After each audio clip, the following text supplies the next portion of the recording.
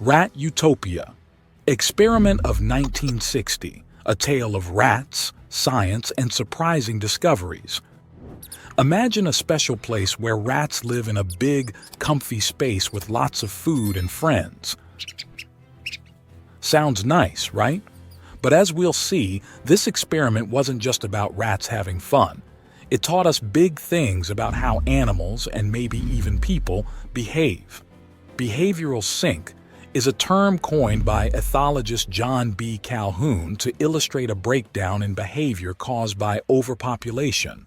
This concept stems from a series of experiments Calhoun conducted on Norway rats from 1958 to 1962. In his 1962 study, Calhoun outlined the behavior observed. Many female rats experience difficulties in carrying pregnancies to full term or surviving the delivery of their litters. Additionally, a significant number of these rats, after giving birth successfully, failed in their maternal duties. Among the male rats, behavioral disturbances range from sexual aberrations to cannibalism, and from frenzied hyperactivity to pathological withdrawal, during which individuals would only emerge to eat, drink, and move about when other members of the community were asleep. This disruption also extended to the social organization of the rats. The underlying cause of these disturbances became notably evident in the populations of our initial series of 3 experiments, where we witnessed the emergence of what we termed a behavioral sink. Rats would congregate in large numbers in one of the 4 interconnected pens provided for the colony. Up to 60 out of 80 rats in each experimental group would gather in one pen during feeding periods. Individual rats seldom ate unless in the presence of others, leading to extreme population densities in the chosen feeding pen while leaving the others sparsely populated.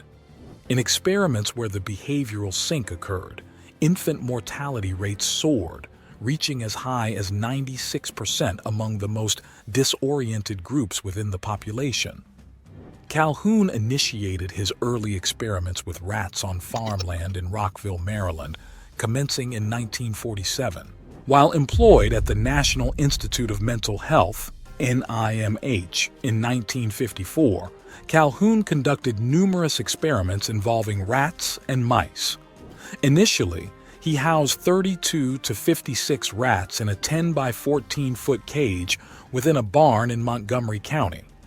The space was partitioned into 4 rooms, each accommodating a dozen matured brown Norwegian rats.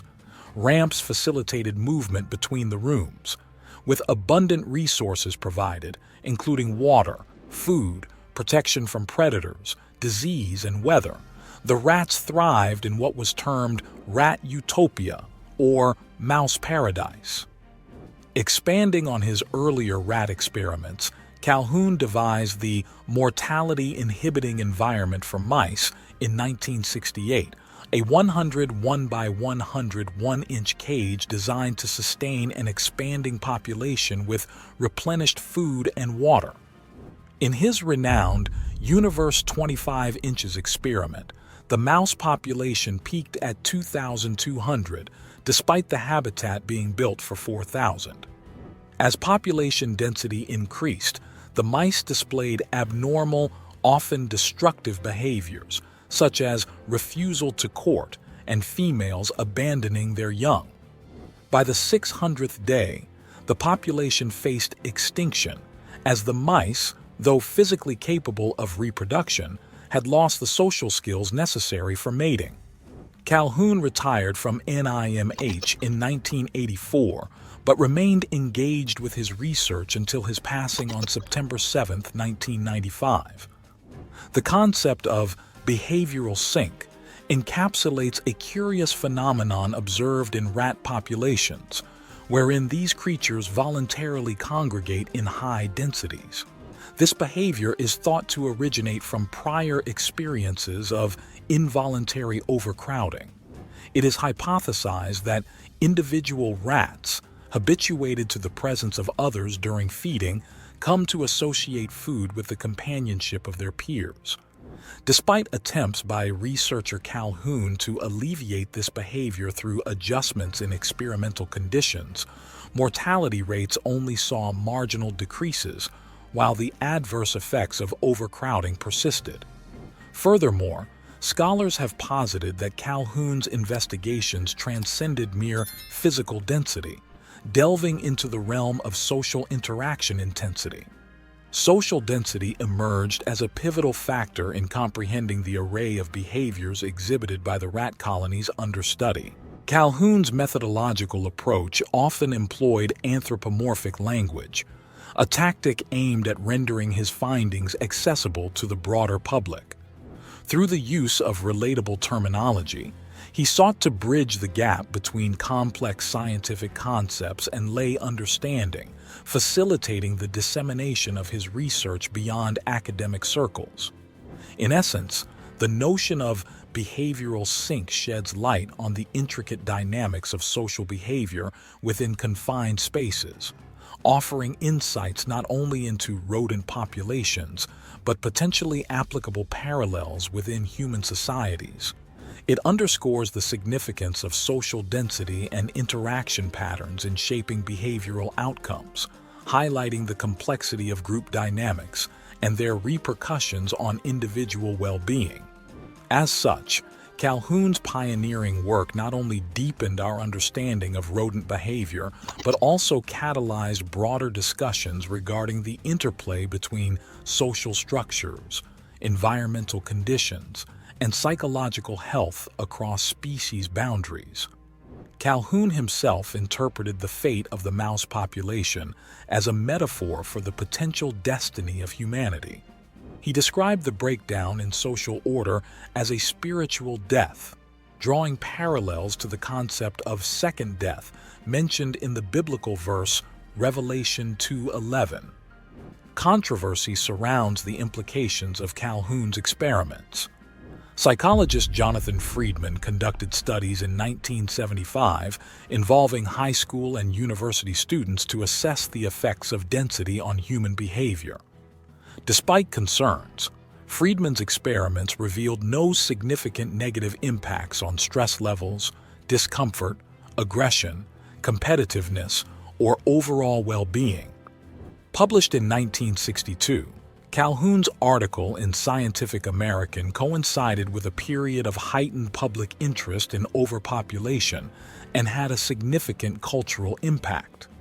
However, subsequent discussions often oversimplified the original findings.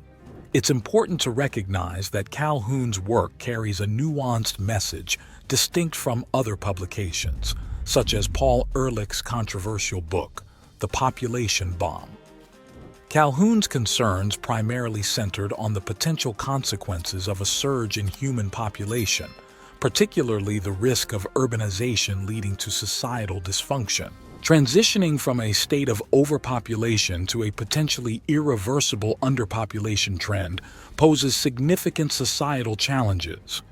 While urban areas historically exhibit lower fertility rates compared to rural regions, the pervasive use of digital media threatens to dampen population growth even in rural settings. While currently affecting primarily elite populations, this decline is concerning in itself. Additionally, the positive feedback mechanisms in social diffusion, as described by Calhoun, may extend the relevance of his empirical predictions to a broader societal spectrum. For instance, South Korea's critically low total fertility rate mirrors Calhoun's observations, resulting in a rapidly aging society. Moreover, a global decline in sexual interest and activity, influenced by socioeconomic status and gender dynamics, further contributes to these demographic shifts. If you found this information insightful and engaging, don't forget to hit the like button and subscribe for more fascinating content on a wide range of topics. Your support encourages us to continue creating valuable insights and knowledge-sharing opportunities. Thank you for watching and see you in the next video.